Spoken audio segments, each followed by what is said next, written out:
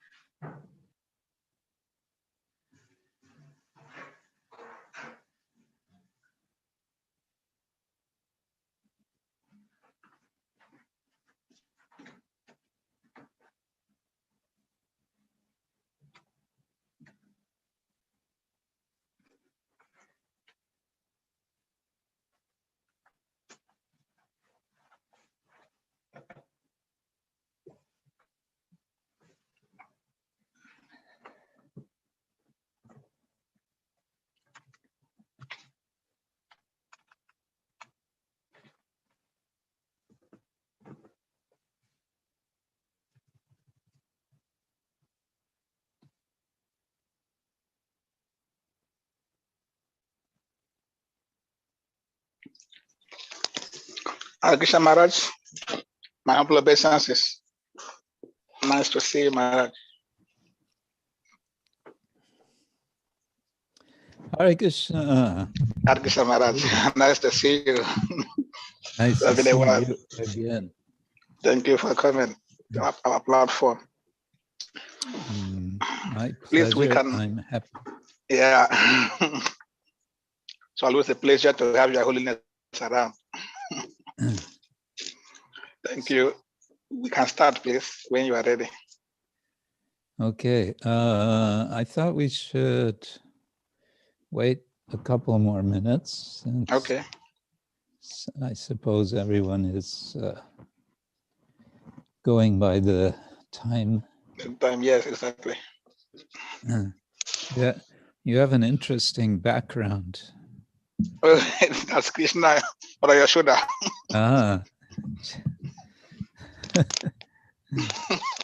Chasing Krishna with a stick. That's funny. I can change it to something else. Oh, no, it's quite all right. It just looks like Mother Yashoda is quite angry.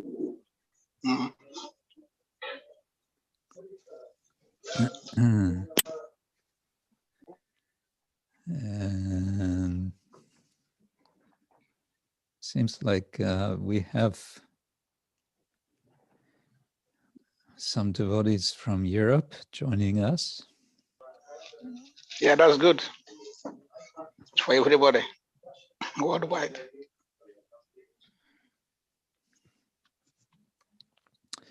And, oh, I should put this here.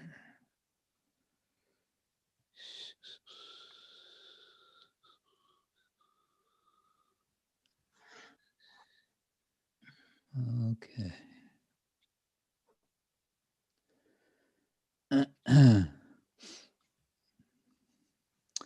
Okay. Yes. So, Kusha Prabhu, did you want to say something in the beginning, or we just start? We just start, Maharaj. We already know you very well. Okay. We just start, please. Okay. Thank you, Maharaj. Let's start with some prayers. Okay. Om Jnana Timirandasya Jnananjana Shalakaya Chakshurun Militam Yena Tasmai Shri Gurave Namah. Shri Chaitanya Manobishtam Stapitam Yena Bhutale Swayam Rupakadamahyam Dadati Swapadantikam Vandeham Shri Guru Shri Yutta Padakamalam Shri Gurun Vaishnavangscha Shri Rupam Sagrajatam Sahagana Raghunatang Vitam Tam Sajivam Sadvaitam Savadutam Parijana Sahitam Krishna Chaitanya Devam Shri Radha Krishna Padam Sahagana Lalita Shri Vishakan Vitangscha Nama Om Vishnu Padaya Krishna Pristaya Bhutale Shrimate Bhaktivedanta Swamin Iti Namine Namaste Saraswati Devi Gauravani Pracharine Nirvishesha Shunyavadi Paschatya Deshatarine Vancha Kalpatarubhyascha Kripa Sindhubhya Evacha Patitanam Pavanebhyo Vaishnavebhyo Namo Namah. He Krishna Karuna Sindhu Dinabandho Jagatpate Gopesha Gopika Kanta Radha Kanta Namostute Tapta Kanchana Gaurangi Radhe Vrindavaneshwari Rishabhanu Sute Devi Pranamami Hari Priye Jai Shri Krishna Chaitanya Prabhu Nityananda Shri Advaita Gadadhar Shivasadi Gaura Bhaktavinda Hare Krishna Krishna Krishna Hare Hare Hare Rama Rama Rama Hare Hare Om Namo Bhagavate Vasudevaya Om Namo Bhagavate Vasudevaya Om Namo Bhagavate Vasudevaya Om Namo Bhagavate Vasudevaya Narayanam Namaskritya Naram Chavanarottamam Deving Saraswating Vyasam Tato Jayamudiraye Nashta Prayeshvabhadreshu Nityam Bhagavata Sevaya Bhagavati Uttama Shloke Bhaktir Bhavati Naishtiki. So here we are back in Africa, West Africa, speaking from northeastern Europe, where everything is white outside, covered with snow. And today we are continuing with Bhagavatam, first canto, chapter 7, verse 27. And today is also a special day, the appearance day of Sri Advaita Acharya. So we should certainly say something in glorification of our very prominent Acharya, and also Supreme Lord and direct associate of Sri Chaitanya Mahaprabhu. We can begin with the Bhagavatam. This is the chapter called The Son of Drona Punished. This is dealing with Ashvatthama, and it's a quite dramatic moment in this account, which is a summary of what is described in more detail in the Mahabharata. And I do want to read some from a translation of Mahabharata to give us more of the picture of what is going on. So we'll begin with our verse. This is verse number 27, chapter 7, canto 1. Shri Bhagavan Uvacha Vetedam Dronaputrasya Brahmam Astrang Pradarshitam Naibasau Vedasangharam Pranabadha Upastite Vetedam Dronaputrasya Brahmang astrang pradarshitam naiva so vedasangharam prana badha upastite. Vetedam dronaputrasya brahmam astrang pradarshitam naivasao vedasangharam pranabadha upastite. So Sri Bhagavan Uvacha, the Supreme Personality of Godhead, said, Veta, just know from me, idam, this, Dronaputrasya, of the son of Drona, Brahmam Astram, hymns of the Brahma, nuclear weapon.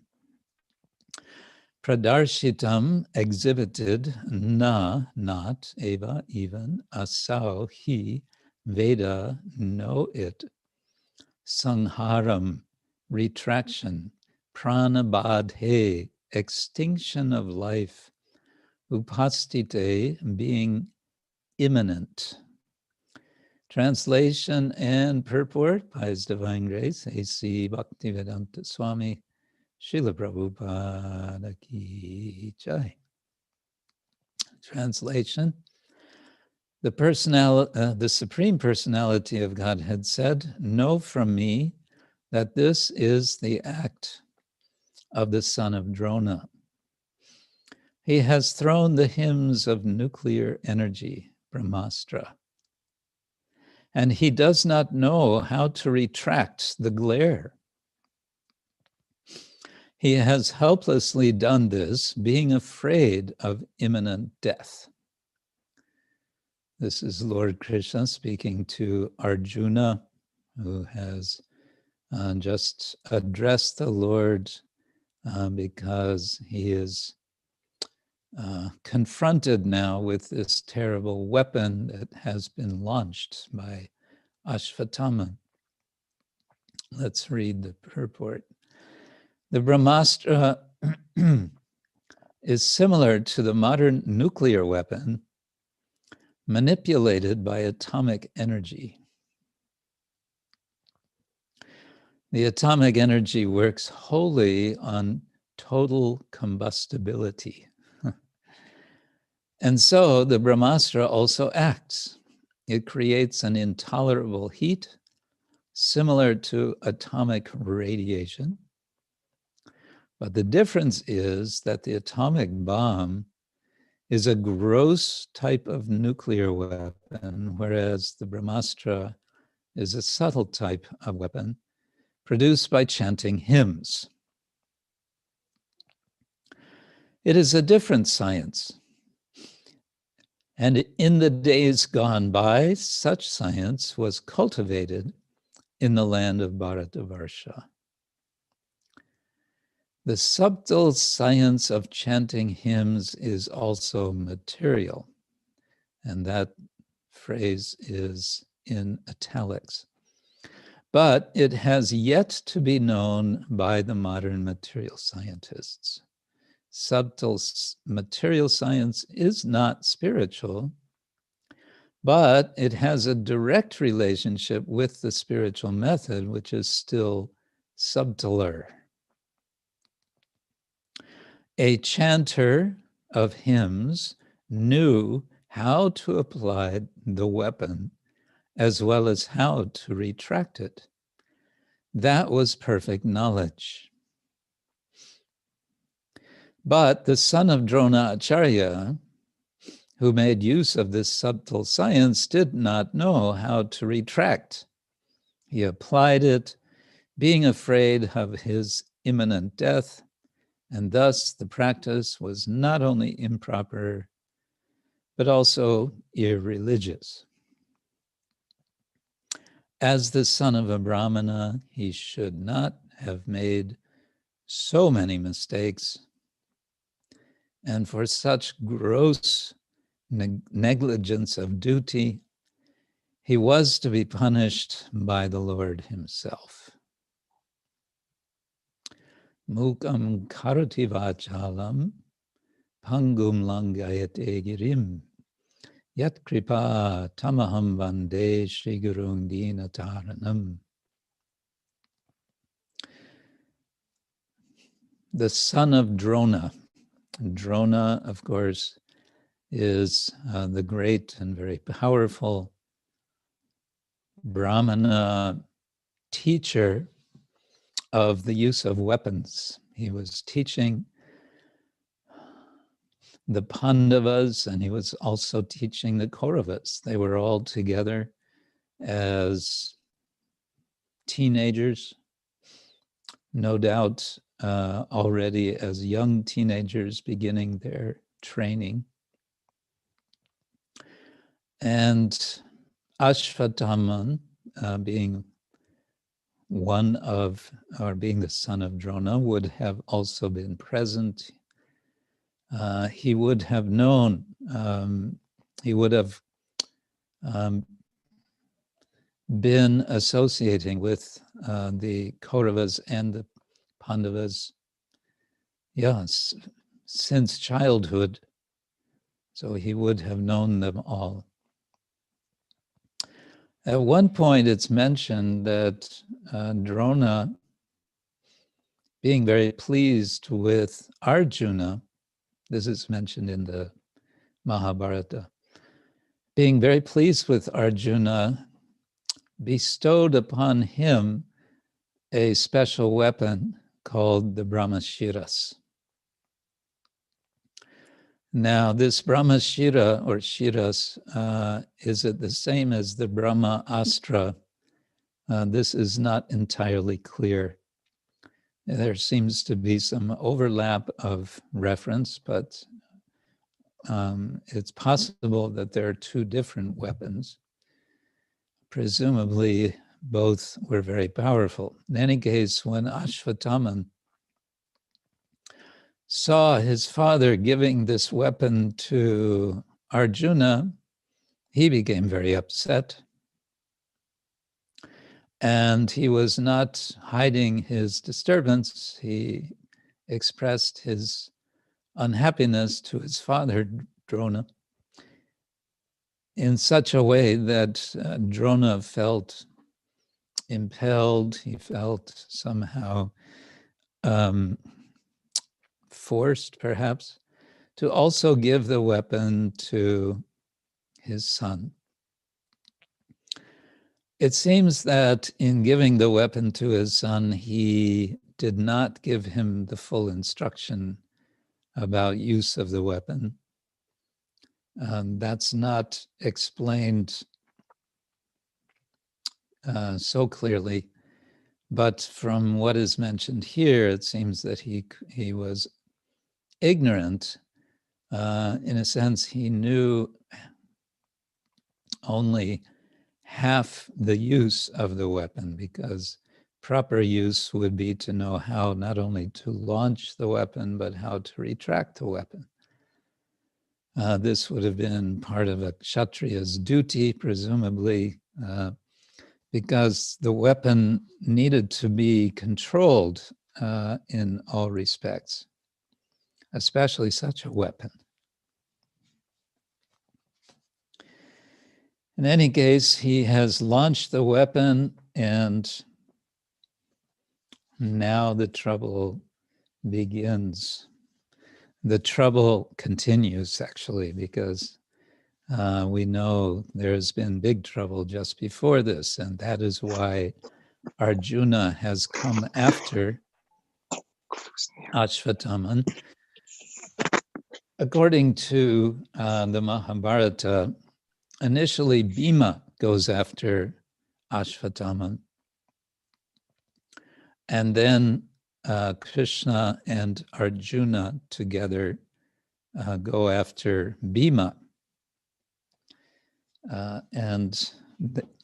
Why are they going after him? Because what has Ashwatthama just done? The night before, he has gone on a total rampage.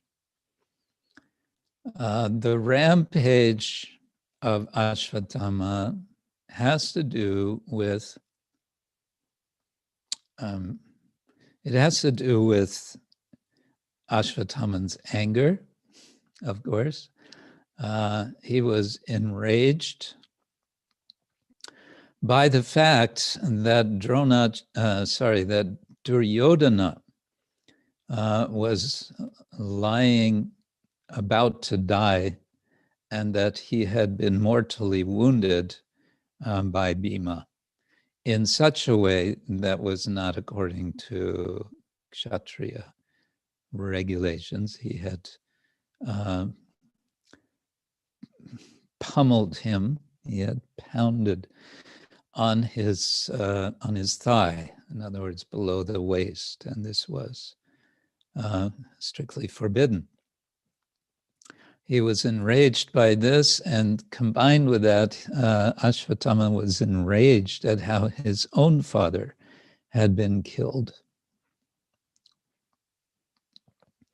And it was a kind of, one may say, a kind of righteous anger. And so he meets Duryodhana, and seeing him in his mortally wounded condition, his rage boils, and he speaks with Duryodhana, and he begs Duryodhana to grant him, Ashwatthama, to become the general. Now, the war was obviously over. Everybody understood the war is over, but not for Ashwatthama. Ashwatthama felt that the war is not over, that now he is going to wreak revenge. And in this way, he's going to justify, or he's going to essentially bring Duryodhana's triumph even in his death. And Duryodhana, again, feeling pressured, like Drona before him, feeling pressured, Duryodhana says, all right, you become the general. And he gave him at this time, if I remember how it was described, he gave him at this time this crown jewel, which was his kind of insignia for being now the general. And then Ashwatthama rushes off, and it's nighttime, so it's not a time for battle, but he is in such an intensity of rage. He meets his friends, Kritavarman and Kripa, and he tells them, now we have to do something. We have to destroy the army of the Pandavas and destroy the Pandavas. And they reach to the camp where the army of the Pandavas are staying, but the Pandavas are not staying there. And the reason they're not staying is because Krishna has arranged for them not to stay there, because he knows there's going to be trouble. And at this point, Ashwatthama doesn't yet know what to do, but then he sees a sign from nature which tells him what to do. In the night, he sees an owl swoop down into a tree and kill several crows that were sleeping in the tree. And Ashwatthama sees this as a sign. And so now he knows what he's going to do. But before he does this, he needs to do this, he needs to enter into the camp. But there is a guard at the gate of the camp, and the guard is none other than Lord Shiva. And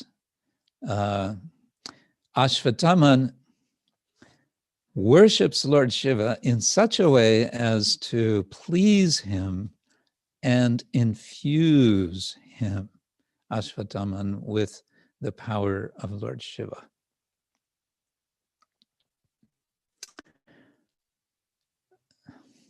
In effect, we can say Ashvatthama becomes a kind of Shakti Avesha, avatar of Shiva.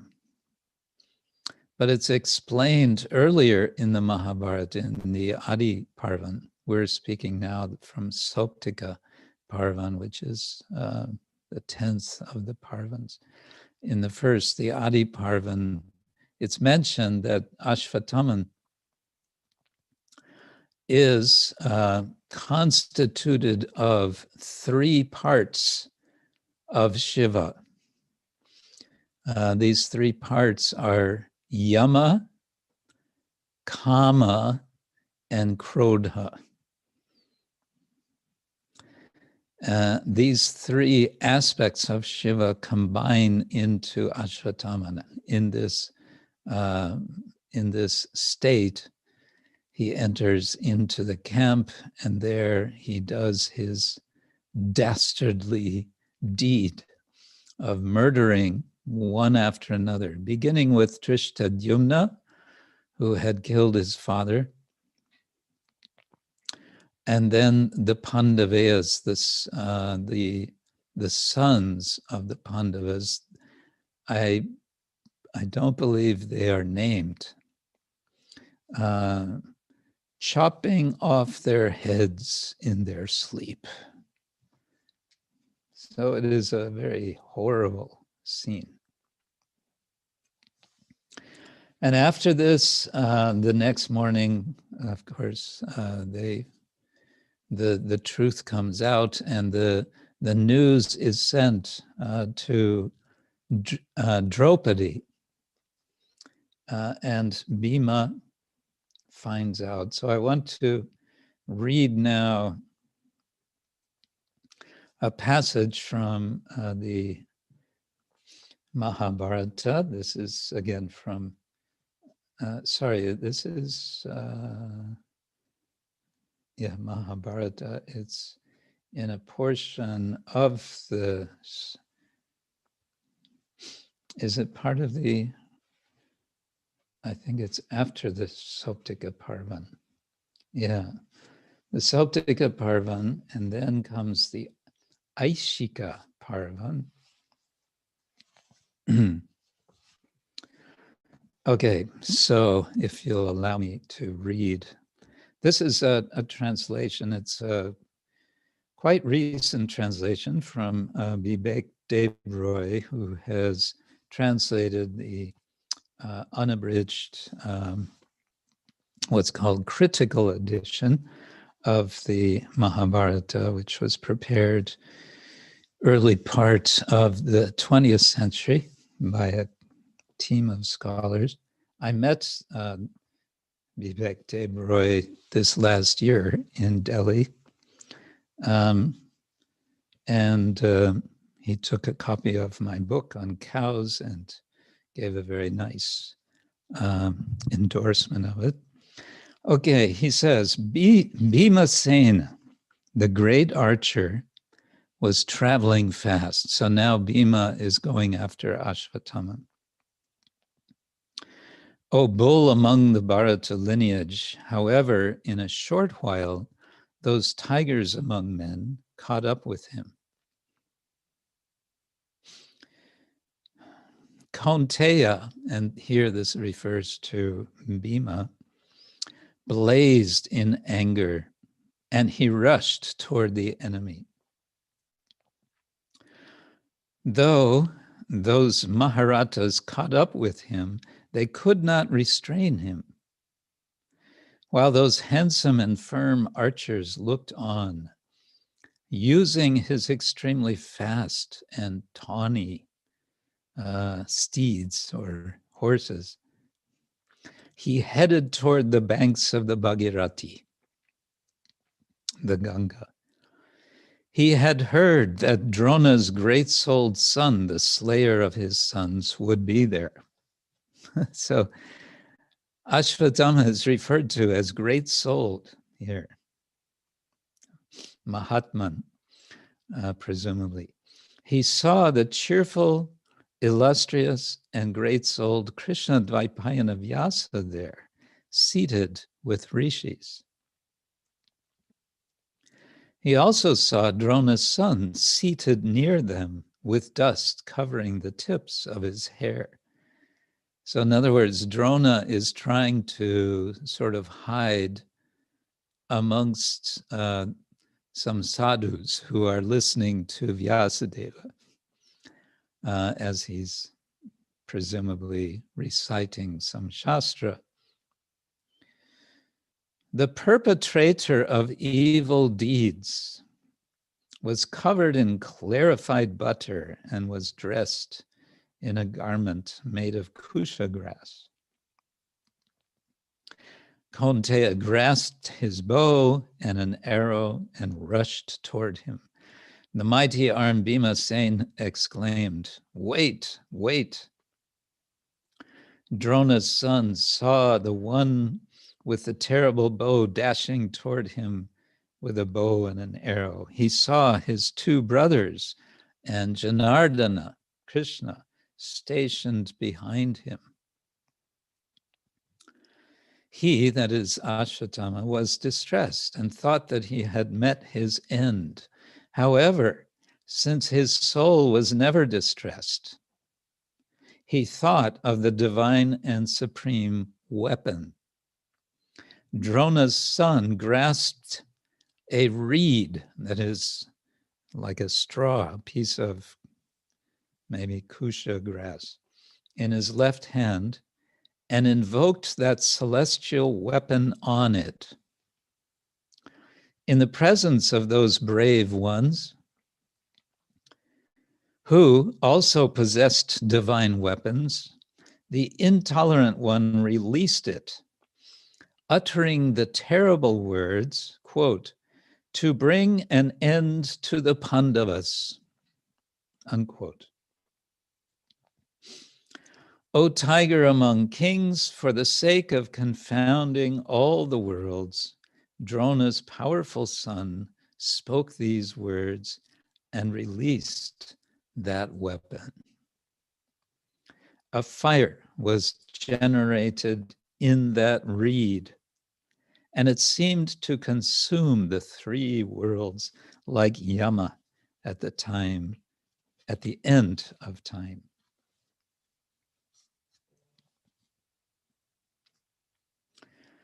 So it goes on. At this point, Krishna understands what's happening. And Krishna, addresses Arjuna. He says, "O Arjuna, O Pandava, O Arjuna, in your mind, you have the knowledge of the divine weapon that was instructed to you by Drona." So he's reminding Arjuna, you also have a weapon. You've received it from Drona. So now is the time to use it. He says, save yourself and save your brothers, because the weapon has been released by Ashvatthama to kill the 5 Pandavas. He says, you should release it since it is capable of countering all weapons. And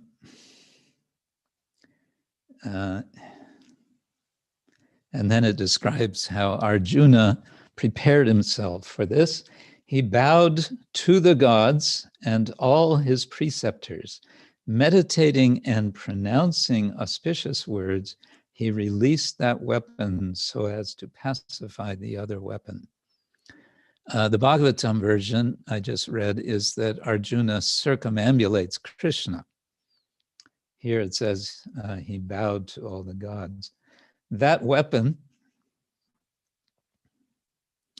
was violently released by the wielder of Gandiva. And then it describes how this release of the weapon is similar to that of the weapon of Drona's son. It blazed in great flames surrounded by a disk of energy. There were many peals of thunder, and thousands of meteors fell down. A great fear was generated in all beings.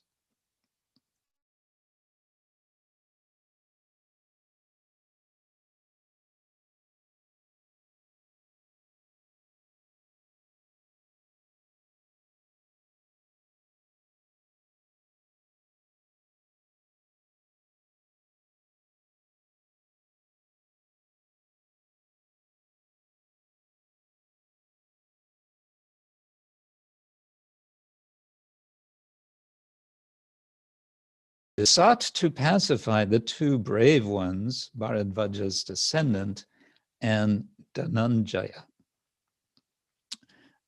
In other words, Ashvatthama and Dhananjaya, or Arjuna. Those two sages were learned in all forms of dharma and had the welfare of all beings in mind. Those two supremely energetic ones stationed themselves between those two flaming weapons. Those two illustrious and supreme rishis were incapable of being assailed by anything and were like two blazing fires themselves. In other words, Narada and Vyasa, being who they are, could not be harmed by these two weapons. So they put themselves in between the two weapons to block them, because they understood this is going to be a mess. If we don't do something, this is going to have terrible consequences. They could not be touched by any living being, and they were revered by the gods and the Danavas. For the sake of the welfare of the worlds, they pacified the energies of the weapons. And then they say, these weapons should not be used against humans. Why? Why have they invoked them?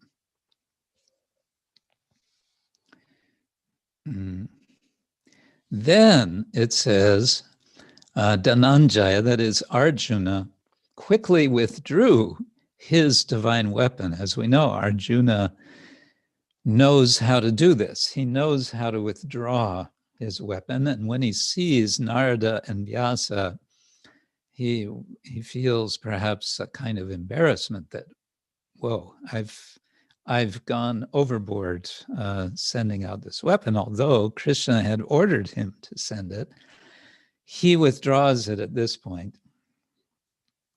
And he explains, though, this weapon was used by me to pacify the other weapon.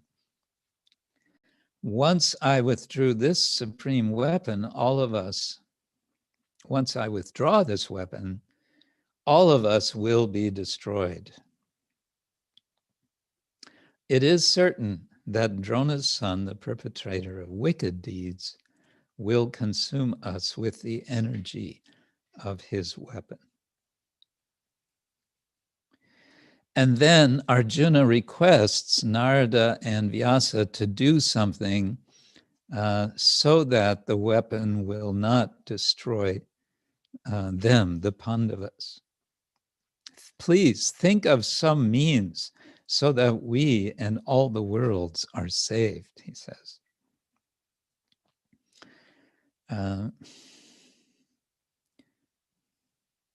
Then it goes on about how difficult it is to withdraw such a weapon. Arjuna was able to do so because of his high spiritual qualification. It says, with the exception of someone with a cleansed soul and someone who was a brahmachari, no one else was capable of withdrawing it. Now you may say, wait, Arjuna was not a brahmachari. But then here it says,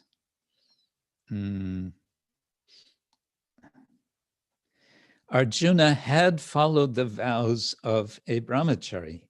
He had obtained a weapon that was difficult to get. However, he had never invoked it, not even in a time of great calamity.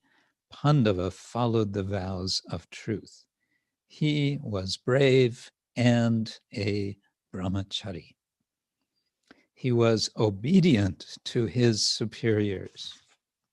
It was because of this that Arjuna was capable of withdrawing that weapon again. Well,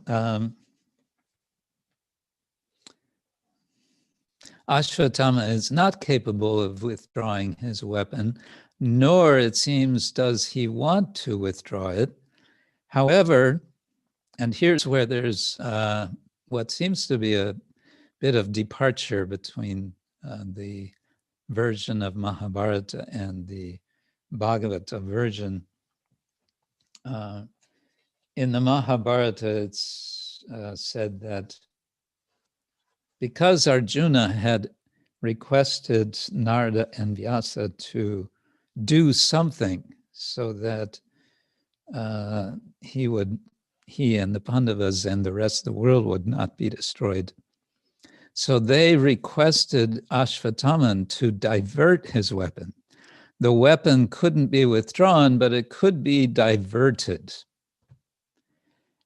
But it would need to meet some mark because he had infused the weapon with his mantra, which said, let the Pandavas be destroyed.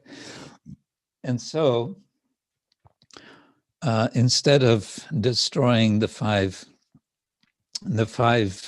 Pandava brothers, it should instead go to the wombs of the descendants of the Pandavas, in this case Uttara, and it's not mentioning who are the others, but apparently more than one, and it goes to meet the womb of Uttara, so to destroy the Garbha, the grandson of Arjuna, who is of course Parikshit. Again, here is a difference. In the Bhagavatam, we understand Krishna enters into the womb to protect Parikshit, and at this time, Parikshit sees Krishna, and so he is saved. The Mahabharata version, as we have it, says that in the womb, Parikshit was killed and he was stillborn, and then he was brought to life by Lord Krishna. In any case, we may say the end result is the same. Krishna saves Maharaj Parikshit, and of course, this is all part of the grand introduction, which is this first canto to the rest of the Bhagavatam, preparing us to appreciate who is Maharaj Parikshit and why it's so significant that Maharaj Parikshit will meet with Shukadev Goswami and will hear from him the Bhagavatam. So that's taking, if you like, the two perspectives on this account of what Ashwatthama is doing and his acts of destruction and what will come following this. Also, there are a difference between the Bhagavatam and the Mahabharata about the punishment of Ashwatthama. So this is something about this moment in this very dramatic episode, again, which is described in the Bhagavatam because it is a critical moment in what will be the life of Maharaj Parikshit. So it's a crucial moment, and we can say that also the portrayal of Ashwatthama as one who is simultaneously powerful and not able to control his power may be contrasted with Maharaj Parikshit, who is very powerful and perfectly able to control his power. Or we can make a contrast with Arjuna more immediately, but we may say more broadly in the context of first canto, because the Pandavas were all implicated one way or another in the Battle of Kurukshetra. Their ways of fighting were not all strictly according to the rules of battle of the Kshatriya. And so, and Maharaj Yudhishthira at the end of the battle feels himself deeply guilty for the death of so many. And so all of this, we can say tarnishing, perhaps. One might view the identity, the position of the five Pandavas as in some sense tarnished. But in contrast, we have Maharaj Parikshit, who is free from all of these, any of this history. He is coming into the world. Who is he seeing at the very beginning of his life? He sees Krishna. And this is the beginning also of, we can say, the life of the Bhagavatam, because his life then will lead up to and be culminated in the hearing of the Bhagavatam. In contrast to Ashwatthama and his very dark character. Well, speaking of his dark character and remembering that it has some identification with Lord Shiva, maybe one way of segging into discussion of Advaita Acharya, since today is Advaita Acharya's Avirbhav Titi. We are certainly celebrating Advaita Acharya's life. And my reflection on Advaita Acharya, Advaitam Harinadvaita Acharyam Bhakti Shanksanat Bhaktavataram Isham Tam, Advaita Acharyam Ashraye, offering a prayer to Advaita Acharya, is to remember how Advaita Acharya meets Chaitanya Mahaprabhu just after Mahaprabhu has taken sannyas. And I am reminded that it is Advaita Acharya who invites Chaitanya Mahaprabhu to appear. That is described in Adi Lila. Now we are looking at the beginning of Madhya Lila. This is chapter 3 of Madhya Lila. And, oh, very nice. Yes, picture of Advaita Acharya in the morning offering worship to the Lord in the form of Shalagram Shila, calling out loudly, Humkara, it said, with a loud voice calling for Lord Mahaprabhu to appear. And his call is successful. And he is inviting the Lord to appear. And then again, he invites the Lord to be received by him at his home in Shantipur. As we all know, as soon as Mahaprabhu took sannyas, he departed from Katwa to go. He wanted to go to Vrindavan. His purpose in taking sannyas, he saw himself as initially taking shelter of Lord Krishna in Vrindavan.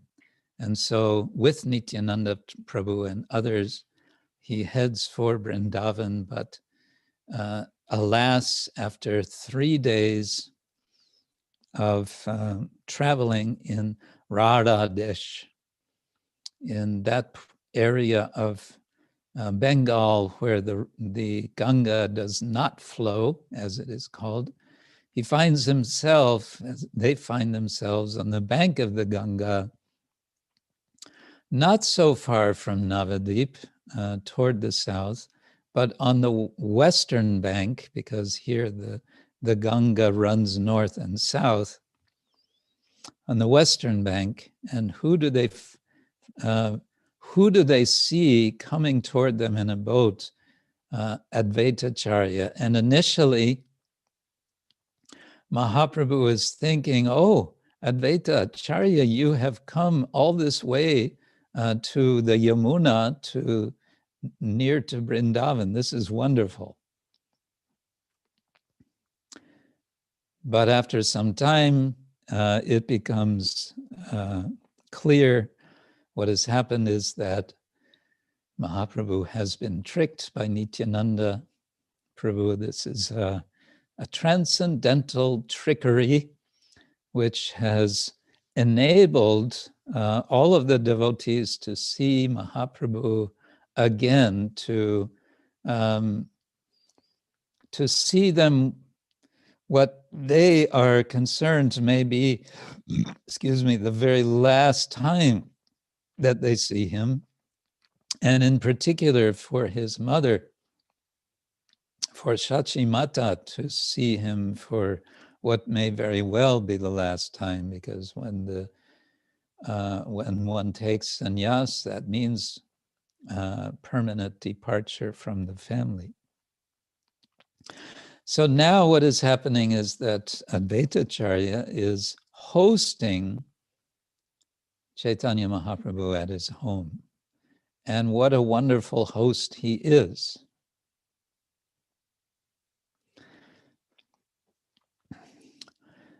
We may recall that Advaitacharya is among the Vaishnavas of Bengal. He is possibly most senior in age.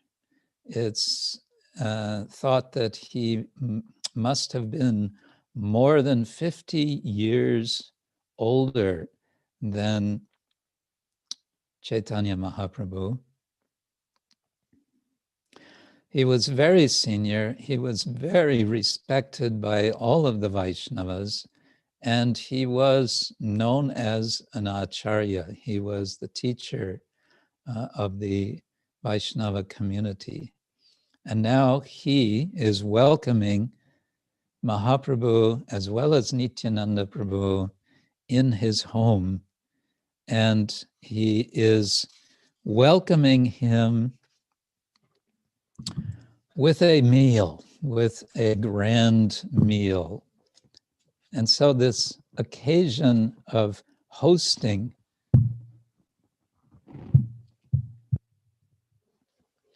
Lord Chaitanya with his devotee, with a wonderful feast, is described in quite some detail by Krishnadas Kaviraj, who was not personally present at this occasion, and yet is eager to tell us in such detail as if he was personally present. I like to think that as Krishnadas Kaviraj wrote the details about what particular food preparations were offered, that Advaitacharya that Krishnadas was happily remembering his youth in Bengal, perhaps longingly remembering, because now, since so many years, decades, he has been living in Vrindavan, which of course is very wonderful, but some of the preparations, perhaps many of the preparations, the foods, would not have been available for residents of Vrindavan, those that would have been available in Bengal, because such vegetables would not be available. So he says, for example, Sardrak Vastukka Shakka Vibidha Prakar Patola Kushmanda Badi Manakachu Ar. Among the cooked vegetables were patolas, squash, manakachu, and a salad made with pieces of ginger and various types of spinach. Cha imaricha sukta diya shabapala mule amrita nindaka pancha bidhatikta jale. There was sukta, bitter melon, mixed with all kinds of vegetables, defying the taste of nectar. There were 5 types of bitter and pungent suktas. The next verse gives more detail. Among the various vegetables were newly grown leaves of neem trees fried with eggplant. The fruit known as patola was fried with pulabari, a kind of dal preparation first mashed and then dried in the sun. There was also a preparation known as kushmanda manachaki. And there's a short purport. In the purport, Srila Prabhupada writes, "We request our editors of cookbooks to add all these nice preparations described by the experienced author, Srila Kaviraj Goswami."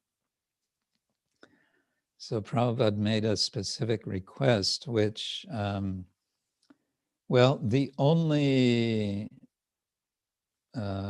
cookbook I know of that may be a direct response to this was done by now Maharaj, Priti Vardhan Maharaj, the principal of the Mayapur Gurukul.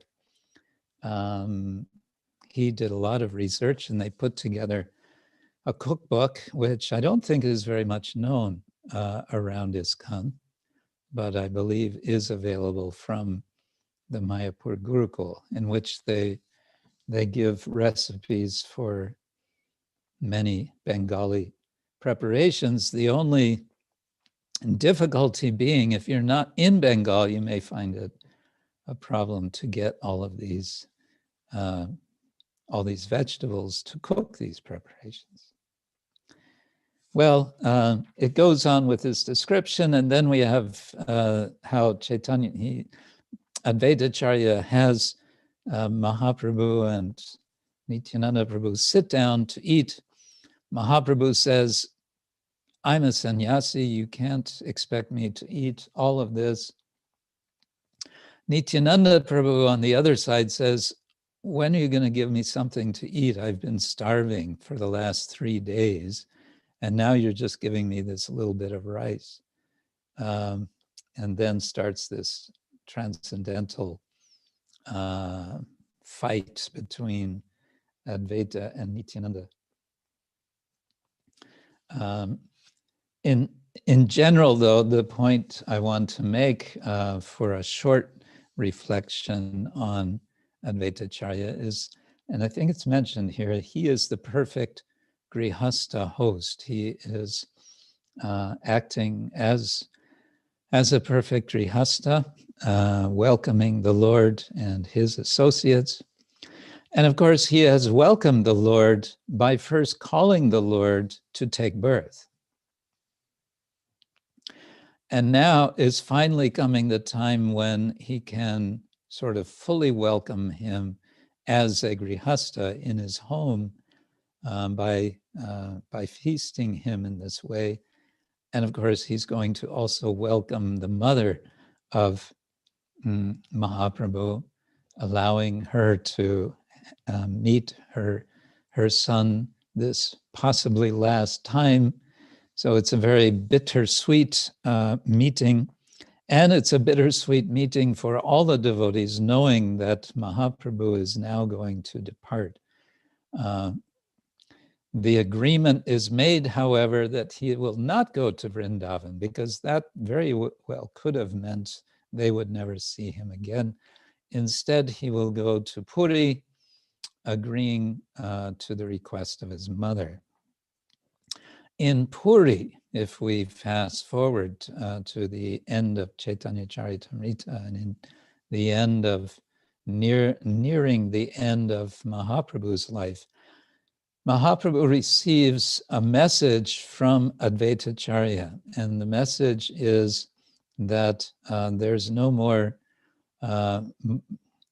need for you to stay. He gives this interesting, in an indirect way, message that there is no more demand for rice in the marketplace. In effect, Advaitacharya is saying, you have fulfilled your mission now, for which I called you.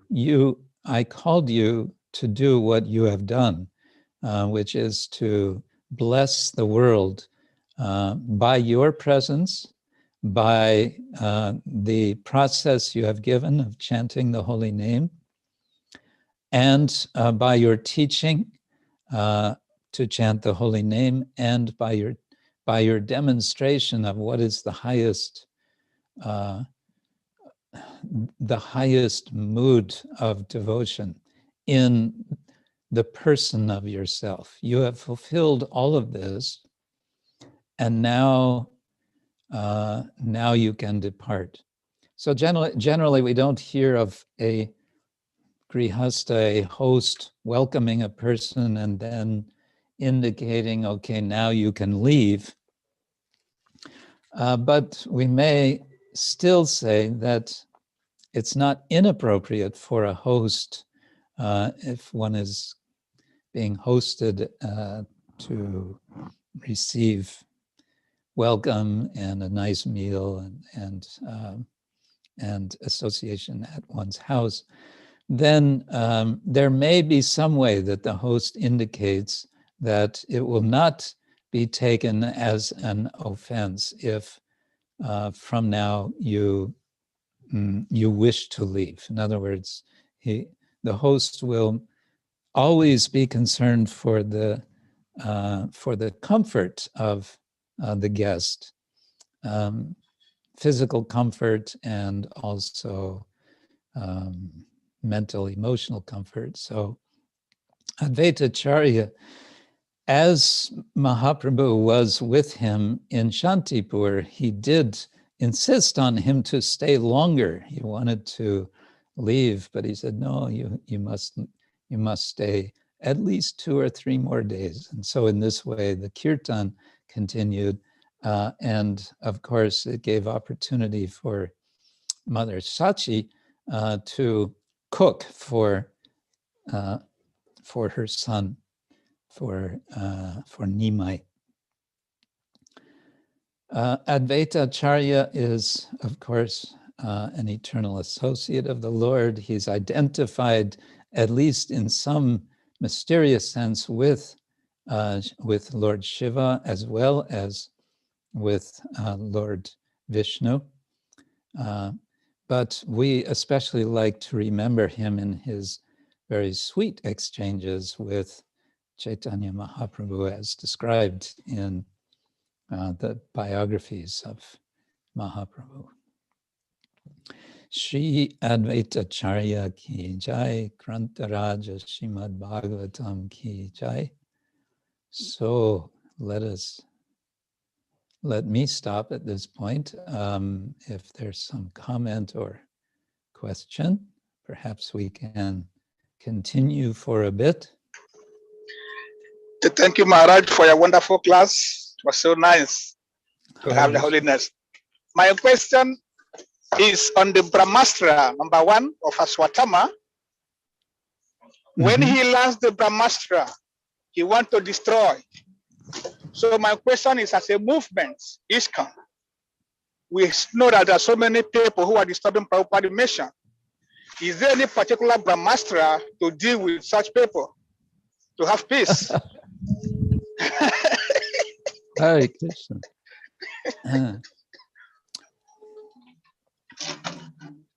First, there has to be qualification to launch weapons, and they must also be. One must have also the ability to withdraw them, according to what we're reading here, which Ashwatthama does not have. Srila Prabhupada spoke of weapons sometimes. His weapons were 2 in particular that I'm aware of. One, of course, was or is his books. And the other is prasadam. So this has not changed to my knowledge. These continue to be powerful weapons. And we continue to wield them. And someone may ask, well, then in this case, what would you mean by withdrawal of these weapons? Withdrawal means here with the books that we withdraw ourselves to also read the books, not that we simply distribute the books, but we also read them.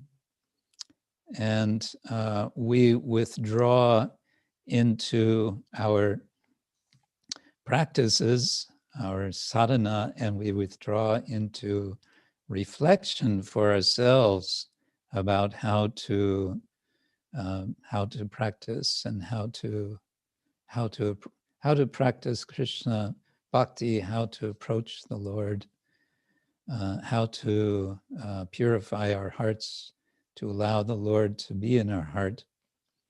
And with purified heart, then to be empowered to influence others in positive ways. We, of course, also like to, you speak of protecting Prabhupada's movement. Prabhupada prescribed for us to pray to Nrsingadev. That the Lord in his Nrsinga form is very fierce. And I like to remember the prayer that Prahlad prays in 5th canto of the Bhagavatam, which is, first of all, invoking the Lord to destroy the tendency within ourselves, within our heart, for fruitive activity. Namastejas tejase avir avir bhava. May you appear avir bhava. Vajranaka vajradangscha. Karma shayan. Randhaya. May you remove the asha, the desire, the longing for karma, for fruitive action. Randhaya tamo grasa om swaha. Grasa, destroy in some way, I don't remember exactly. So we can remember Nrsingadev, pray to Nrsingadev.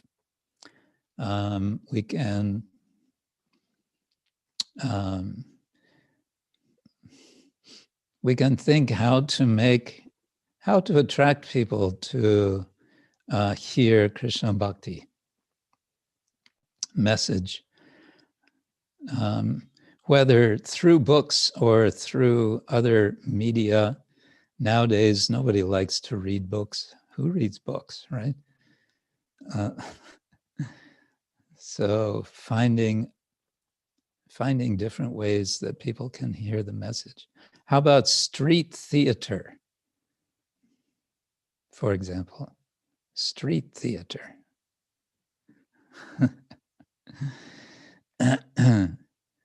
In the time of pandemic, of course, we may find ourselves limited in ways we're familiar with. So we have the internet, but at some point, possibly street theater becomes available.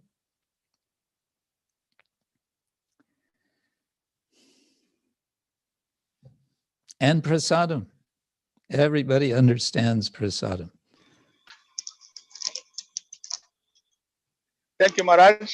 My wonderful answer. Anybody has question, kindly unmute yourself and ask Maharaj question. We have one question on the chat from Dira Lalita. Why did the Pandavas suffer so much, even though they were of great character, honest, with Krishna as their friend? Indeed, why did they suffer? This was also Bhishma's question. And he was asking the question right in front of Krishna. And Krishna remained silent. So what I understand from this is despite all these qualifications, Krishna allowed them to suffer as ways by which they would be further glorified. If they wouldn't suffer in the ways they did, for one thing, we wouldn't have the Mahabharata. And if we didn't have the Mahabharata, would we have the Bhagavatam? I don't know. Okay, that's a short answer, but we have others here. George Omega. Don't know if I'm pronouncing right. Okay, Hare Krishna Maharaj. Yes, please, Omega. That is the name. Okay, Maharaj, Hare Krishna. Thank you very much for your wonderful lecture. My network is not good, so I will not be able to open up my video. So please. Okay. All right. Okay. Okay, please. My question goes like this. I learned there was a time in America when devotees went on Harinam, people have been harassing them. So this thing kept on for so long. So the devotees have to resort to it by looking for some macho men to go and beat up the hell out of those people. So as a movement, do you have to sit down and say whatever happened is by Krishna's arrangement? Or is there any particular point in time that as a movement, we should stand up? Because here in Ghana also, sometimes people slap devotees just by way of preaching. Sometimes doing Harinam, people do slap us, but we take it as a blessing. So I would like to know at what point in time can we also, let's say, let me put it this way, that we can fight for our rights. To retaliate? Okay, that's it's an interesting topic, and I don't know if we can make a general statement about this. I would put it this way. It wouldn't be improper to have one devotee, one person who stands by devotees and, yeah, maybe even wears a uniform, as a private, what's the word? A private protector, as a bodyguard. I don't think it would be improper to have someone there who is trained and who obviously looks looks like someone that you would not want to fight with. In other words, somebody big and powerful. I know, for example, I'm here in Poland, and His Holiness Indradyumna Swami, since, what is it now, 25 years, 30 years, I don't know, since decades, he's been doing these wonderful programs, mainly along the northern coast of Poland during the summer. And he has, I don't know how many, but he has a small group of devotees who are trained in, I think, some martial arts, and they are dressed during programs. He has them dress in, guards' outfits. So it's clear to everyone that these guys are guards, and they are trained, and they are looking, they are watching, and if anyone causes trouble, they're going to respond.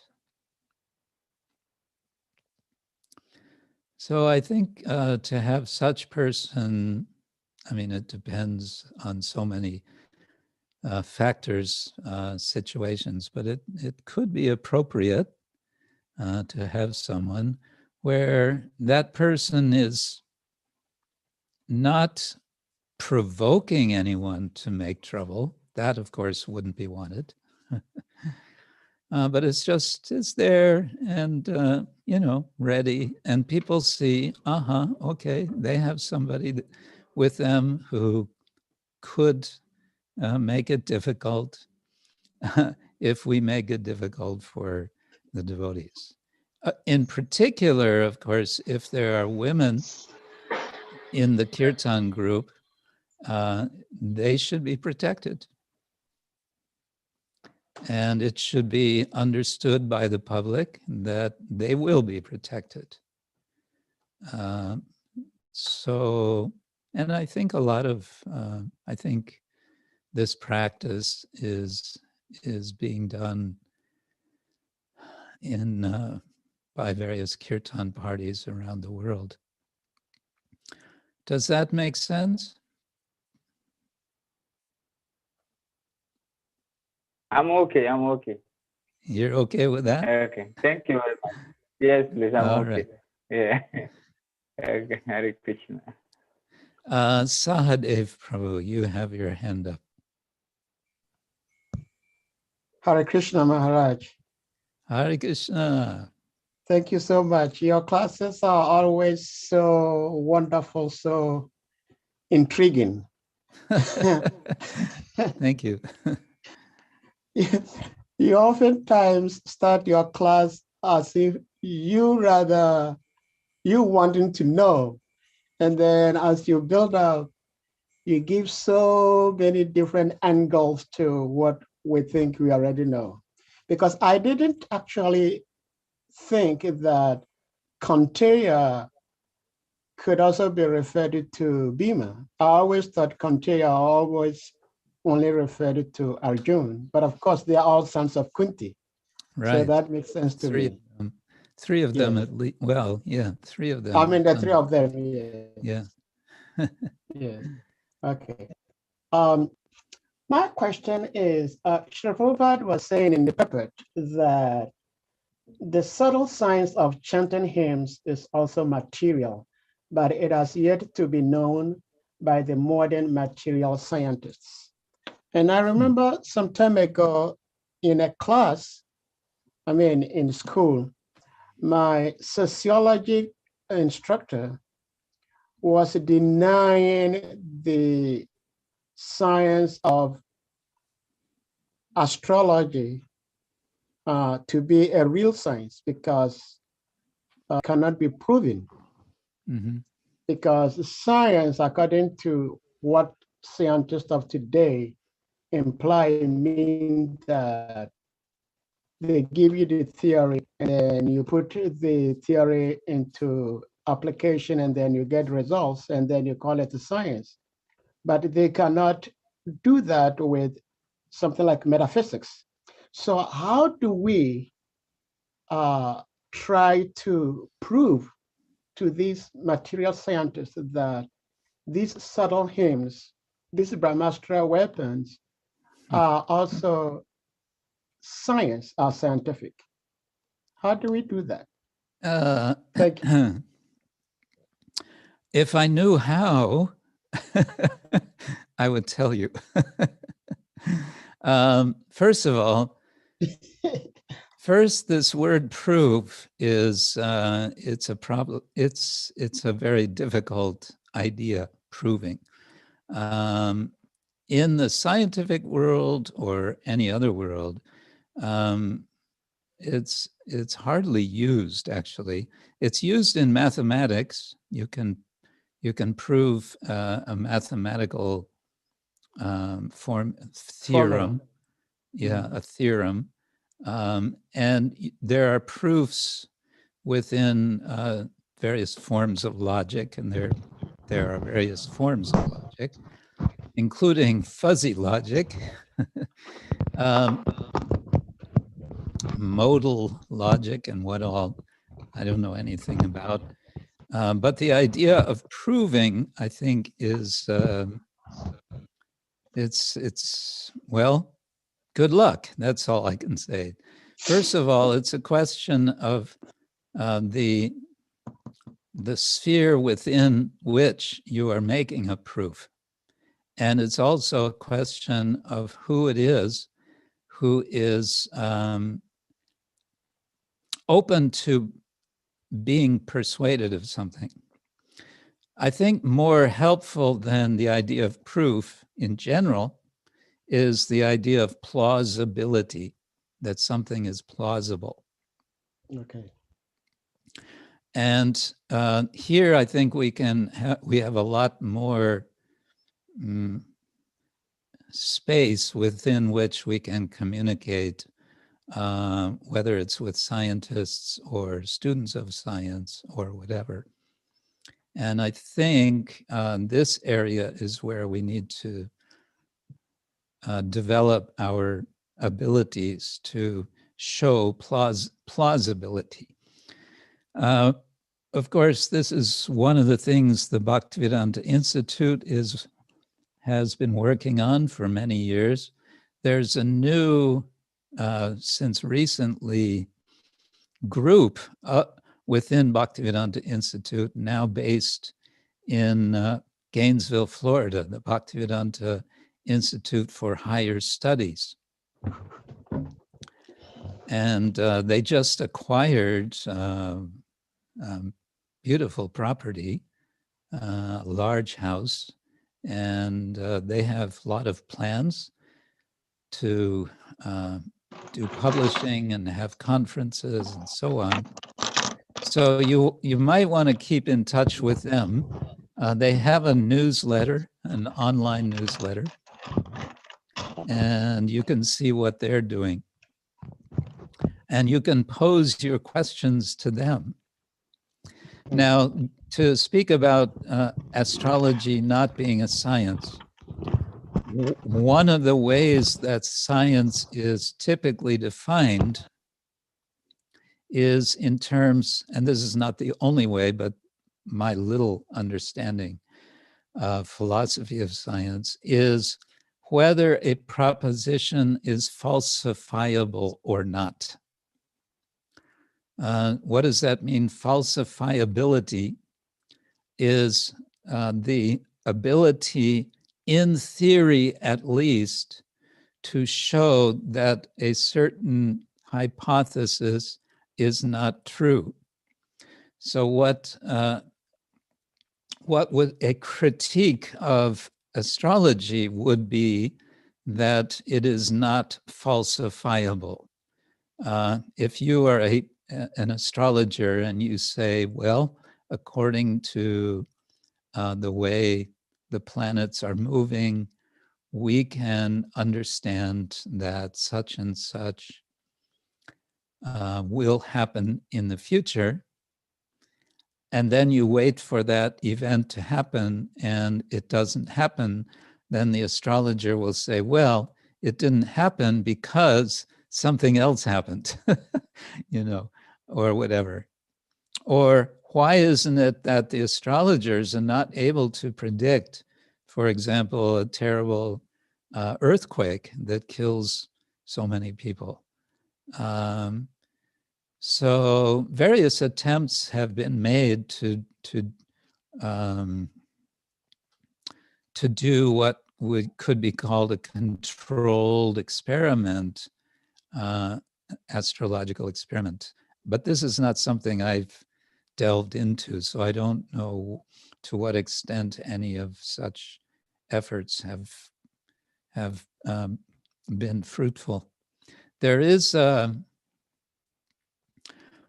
department or a program, maybe not a whole department, but a program of study at the University of Bath in the UK that studies astrology.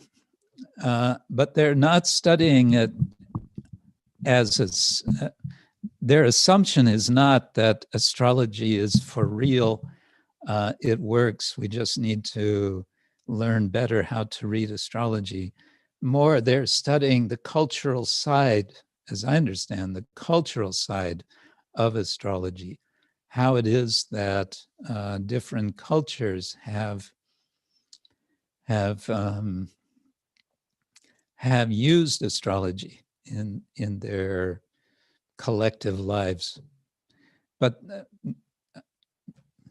that's about all I can say. There's also been some scholarly, textual work on astrological texts. So I know one devotee in Sweden who has edited, that is to say, he's analyzed very carefully some Indian astrological text from some hundreds of years or more than 1,000. I don't know how old it is. So people do that kind of scholarship. And there may be a fuzzy area in between sort of hard science, or we can say skeptical science, and people who study,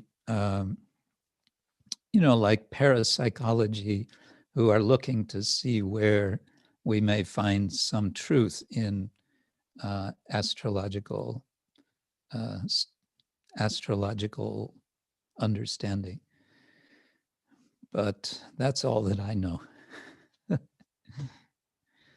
Okay, well, time is passing, and thank you, Maharaj, for your wonderful class. Thank we you expect all. to have the holiness again next month. Your mercy. Thank you so much. I Thank have a you. question. Is it time? Yeah, Maharaj, say it's time. Okay. Okay. We'll be in touch. Srila Hare Prabhupada ki jai. Jai. We ask for the Grantaraj to Srimad kindly Bhagavatam ki jai. Anantakoti unmute Vaishnavinda yourselves. ki jai. Let's chant Hare Krishna to Maharaj for coming.